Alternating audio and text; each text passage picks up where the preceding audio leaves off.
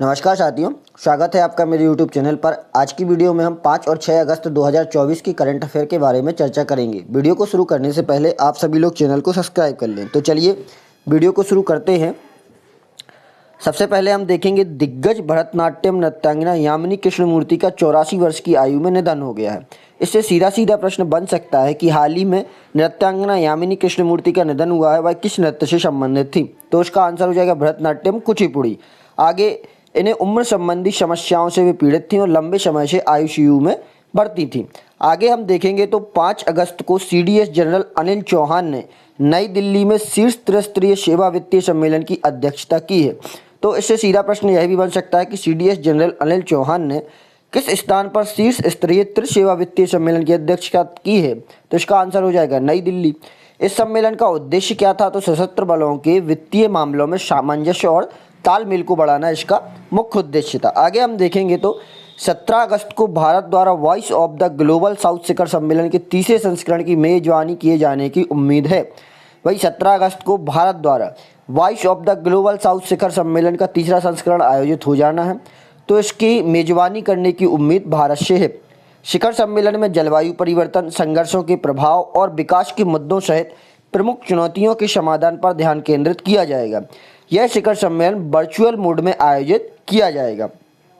शिखर सम्मेलन की अध्यक्षता कौन करेंगे? प्रधानमंत्री नरेंद्र मोदी करेंगे और मंत्री स्तरीय बैठकें भी होंगी। तो इस शिखर सम्मेलन की अध्यक्षता नरेंद्र मोदी करेंगे, तो यहीं से ये इम्पोर्टेंट बन जाता है। आगे हम देखें तो राष्ट्रीय प्रौद्योगिकी संस्थान कालीकट NITC द्वारा अत्याधुनिक वेब पोर्टल निवाहिका लॉन्च किया गया है। ये वेब पोर्टल, ये कुछ ऐप होते हैं, इनकी जो लॉन्चिंग है इनसे संबंधित प्रश्न पूछे जाते हैं कि भाई किसके द्वारा ये लॉन्च किया गया है। कुछ नेताओं के द्वारा भी लॉन्च किए जाते हैं, कुछ संस्थाओं के द्वारा भी लॉन्च किए जाते हैं। तो इनको आप लोग याद कर लें, एक नोट्स टाइप में बना लें। जैसे आप डेली करंट अफेयर्स को पढ़ते हैं तो एक नोट्स बना लें, जिसमें एक जगह आप ऐप्स को लिख लें, एक जगह आप नियुक्तियों को लिख लें कि किसकी नियुक्तियाँ हुई है, एक जगह आप मृत्यु निधन को लिख लें, एक जगह आप शिखर सम्मेलन डाल लें हेडिंग में, वहाँ पर शिखर सम्मेलन को लिख लें। और इसी प्रकार से एक जगह आप कोई पुरस्कार वगैरह है, इस प्रकार से आप डिवाइड करके नोट्स को बना सकते हैं। इससे आपको आसानी होगी याद करने में। तो राष्ट्रीय प्रौद्योगिकी संस्थान कालीकट के द्वारा निवाहिका लॉन्च किया गया है। इससे संस्थान द्वारा डेटा के प्रबंधन और रिपोर्टिंग के तरीके में क्रांतिकारी बदलाव आने की उम्मीद है। 3 अगस्त को राजस्थान मंत्रिमंडल ने ऊर्जा उद्योग में 4 संयुक्त उद्यम कंपनी के गठन की मंजूरी दी है। 1.34 लाख करोड़ रुपए के निवेश से 4 संयुक्त उद्यम कंपनियों के गठन को मंजूरी दी गई है। वे अक्षय और ताप विद्युत उत्पादन और ट्रांसमिशन के संबंधित परियोजनाओं पर काम करेंगे। अब इससे कैसा प्रश्न पूछा जाएगा? तो पूछ लिया जाएगा कि भाई हाल ही में ऊर्जा उद्योग में 4 संयुक्त कंपनियों के गठन को मंजूरी दी गई है, तो वह किस राज्य सरकार के द्वारा दी गई है? तो राजस्थान राज्य सरकार या राजस्थान मंत्रिमंडल के द्वारा दी गई है। आगे हम देखेंगे हरियाणा सरकार द्वारा राज्य में सभी फसलों की खरीद न्यूनतम समर्थन मूल्य MSP पर की जाएगी। तो अब इससे भी सीधा प्रश्न बन जाएगा कि किस सरकार ने घोषणा की है कि वह सभी फसलों की खरीद न्यूनतम समर्थन मूल्य पर करेगी? तो इसका आंसर हो जाएगा हरियाणा सरकार। हरियाणा के मुख्यमंत्री नायब सिंह सैनी ने कहा कि राज्य सरकार वर्तमान में 14 फसलों की खरीद MSP पर कर रही है। इसके अतिरिक्त राज्य सरकार ने 133 करोड़ रुपए बकाया आबियाना नहर के पानी से सिंचाई शुल्क को माफ करने का भी निर्णय लिया है। भाई आबियाना क्या कहलाता है? नहर के पानी पर जो शुल्क लगता है सिंचाई शुल्क, उसको भी माफ करने का कहा गया है। और सरकार ने आबियाना प्रणाली को समाप्त करने का भी निर्णय ले लिया है। आगे हम देखेंगे केंद्र द्वारा विभिन्न तरीकों से मानव अंगों के परिवहन के लिए मानक संचालन प्रक्रिया SOP जारी की गई है। सरकार ने हवाई, सड़क, रेलवे तथा जलमार्ग जैसे परिवहन साधनों के लिए SOP जारी की है। अंगों के परिवहन पर केंद्र द्वारा जारी किए गए ये पहले दिशा निर्देश हैं। हवाई परिवहन के लिए SOP के अनुसार मानव अंगों का परिवहन करने वाली एयरलाइन को प्राथमिकता, टेकअप और लैंडिंग के लिए एयर ट्रैफिक कंट्रोल से पूछने की अनुमति है और साथ ही आगे की पंक्ति की सीटों में व्यवस्था करने की भी अनुमति है। आगे हम देखेंगे केंद्रीय गृह मंत्री ने चंडीगढ़ में ई-साक्ष्य, न्याय सेतु, न्याय श्रुति और ई-समन ऐप लॉन्च किए। तो इन्होंने 4 ऐप लॉन्च किए हैं। तो इससे प्रश्न बन जाएगा क्योंकि केंद्रीय गृह मंत्री के द्वारा ये लॉन्च किए गए हैं और चंडीगढ़ में लॉन्च किए गए ई-साक्ष्य, न्याय सेतु, न्याय श्रुति और ई-समन लगभग एक से लग रहे हैं कि जैसे न्याय सेतु और न्याय श्रुति, ई साक्ष्य, साक्ष्य का भी संबंध न्याय से होता है और ई समन, समन भी एक कोर्ट वाला शब्द है तो लगभग एक से लग रहे हो गृह मंत्रालय से, मतलब गृह मंत्री जिनके अंदर में पुलिस विभाग रहता है, जो न्याय विभाग रहता है, तो गृह मंत्री ने ये जारी की है। इस ट्रिक से हम एक मतलब कनेक्ट करके इसको याद कर सकते हैं। केंद्रीय गृह मंत्री ने 3 नए आपराधिक कानूनों के लिए ई साक्ष्य, न्याय सेतु, न्याय श्रुति और ई समन ऐप लॉन्च किए हैं। उन्होंने कहा है कि भारतीय न्याय संहिता, भारतीय न्याय सुरक्षा संहिता और भारतीय साक्ष्य अधिनियम में न्याय का भाव है।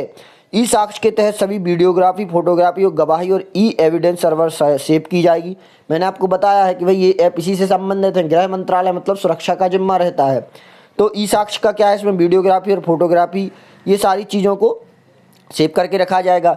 ई समन के तहत सभी साक्ष्य इलेक्ट्रॉनिक रूप से कोर्ट, पुलिस स्टेशन और उस व्यक्ति को भेजे जाएंगे जिसे समन भेजा जाना है, मतलब अब उसके इलेक्ट्रॉनिक रूप से भेजे जाएंगे।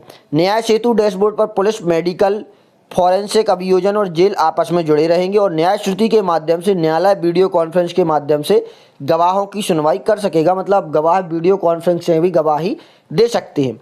चंडीगढ़ के नए आपराधिक कानूनों के 100% कार्यान्वयन वाला पहला स्थान बनने की संभावना भी है।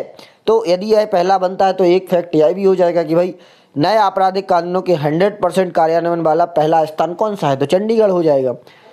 अगला है नोवाक जोकोविच ने ओलंपिक में अपना पहला ओलंपिक स्वर्ण पदक जीता।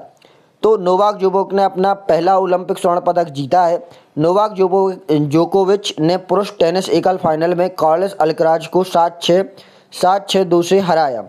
उनके पास पहले ही 24 ग्रैंड स्लैम खिताब का रिकॉर्ड है, भैया 24 ग्रैंड स्लैम जीत चुके हैं।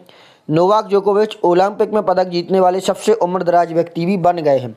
तो यह हमें याद रखना है। थोड़ा सा एक फैक्ट में परिवर्तन हुआ है कि नोवाक जोकोविच सबसे उम्रदराज व्यक्ति हैं जिन्होंने ओलंपिक में पदक जीता है। Andre Agassi, Rafael Nadal, Steffi Graf, Serena Williams सभी 4 ग्रैंड स्लैम टूर्नामेंट और ओलंपिक एकल स्वर्ण पदक जीतने वाले एकमात्र खिलाड़ी हैं। अब नोवाक जोकोविच जी बन गए हैं। क्या होता है कि भाई ग्रैंड स्लैम होते हैं आयोजित 4, उनको जीता और साथ में ओलंपिक में एकल स्वर्ण पदक जीतने वाले ये सभी खिलाड़ियों के अलावा नोवाक जोकोविच भी बन चुके हैं। और सबसे उम्रदराज व्यक्ति, या याद रखना ये प्रश्न आपको देखने को मिल जाएगा कि अब सबसे उम्रदराज व्यक्ति कौन बन गए हैं ओलंपिक में मेडल जीतने वाले, तो नोवाक जोकोविच। आगे देखेंगे हम आयुष मंत्रालय और विश्व स्वास्थ्य संगठन ने एक डोनर एग्रीमेंट पर हस्ताक्षर किए हुए। इससे सीधा प्रश्न बन जाएगा कि भाई एक डोनर एग्रीमेंट पर आयुष मंत्रालय और किस विभाग ने हस्ताक्षर किए हैं, तो आयुष मंत्रालय और विश्व स्वास्थ्य संगठन। आगे देखेंगे तो भारत की 2 बार की ओलंपिक कांस्य पदक विजेता मनु भाकर को 2024 पेरिस ओलंपिक के समापन समारोह के लिए भारत का ध्वजवाहक नामित किया गया है। भाई इनसे संबंधित आपको प्रश्न देखने को मिल जाएंगे। ओलंपिक से लगभग 1 से 2 प्रश्न आपको जितने भी एग्जाम होंगे देखने को मिलेंगे। गोल्ड मेडल से हो, चाहे वह ध्वजवाहक से हो, कितने खिलाड़ी दल में थे, एक वीडियो अलग से बना देंगे ताकि आपको कोई दिक्कत ना हो। इस आयोजन के दौरान भाकर महिला ध्वजवाहक के रूप में भारत का प्रतिनिधित्व करेंगी।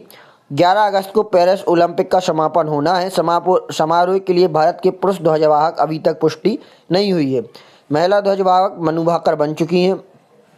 आगे देखेंगे तो भाकर ने पेरिस में शानदार प्रदर्शन किया, कई रिकॉर्ड तोड़े और 2 कांस्य पदक जीते। मनु भाकर ने महिलाओं की 10 मीटर एयर पिस्टल स्पर्धा में अपना पहला कांस्य पदक जीता और मनु भाकर और सरबजोत सिंह ने मिश्रित 10 मीटर एयर पिस्टल में कांस्य पदक जीता। भारत द्वारा 6 से 8 अगस्त तक नई दिल्ली में पहला बिम्स्टेक व्यापार शिखर सम्मेलन आयोजित किया जाएगा।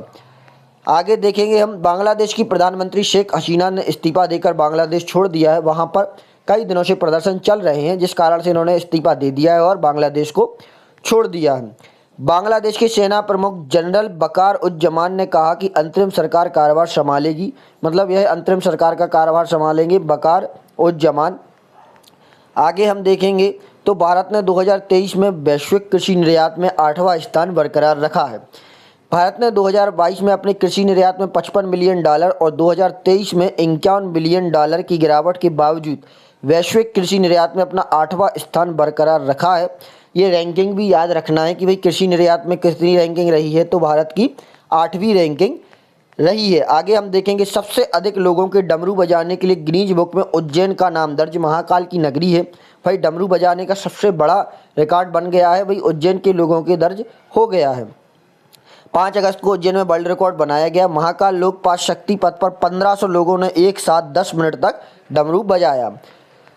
आगे देखेंगे हम इंग्लैंड के पूर्व बल्लेबाज ग्राहम थोर्प का निधन हो चुका है। भाई आपसे सीधा सीधा पूछ लिया जाएगा कि हाल ही में ग्राहम थोर्प का निधन हुआ है, यह किस देश के खिलाड़ी थे या किस खेल से संबंधित रखते थे। तो भाई इंग्लैंड के खिलाड़ी थे और क्रिकेट से संबंधित थे।